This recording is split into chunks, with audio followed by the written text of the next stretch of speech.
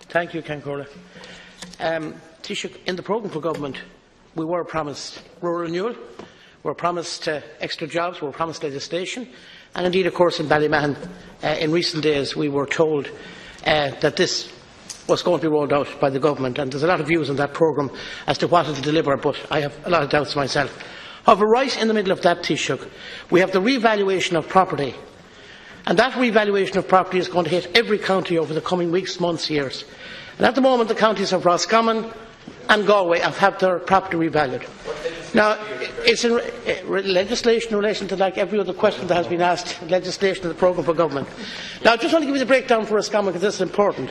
44% of the businesses will see a reduction in their rates, 12% will remain unchanged, and 44% will see an increase. I want to give you some of the figures. One businessman in Cortubber and Carrick-on-Shannon, his rates will go from 44,000 to over 130,000. I have another man who is paying rates of 15,000, 16,000 at the moment. It's going to go to 50,000. I want to tell you, Taoiseach, there's a tsunami going to hit this government over the coming months, and you're not prepared for it.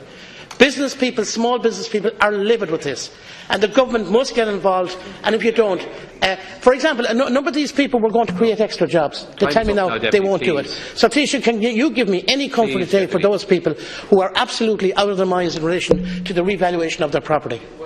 Well, I expect that Ballymahon, after the visit of many ministers, will respond now to the incoming investment of Centre Parks, which will bring 1,000 jobs to that locality. And I expect all the towns and villages around there will avail of the programme to increase their attractiveness for location, for hospitality, tourism and indeed investment. You raise an important point. The situation is that government devolved responsibility for rates down to councillors, down to local authority members. They have the option of increasing or reducing by 15% depending on what their programme is.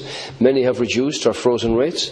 Obviously, the issue of an increase in rates being given by the Independent Valuation Office is one that can be appealed, and Minister Coveney is actually working with the local authorities to see whether it is possible to introduce a rates alleviation scheme.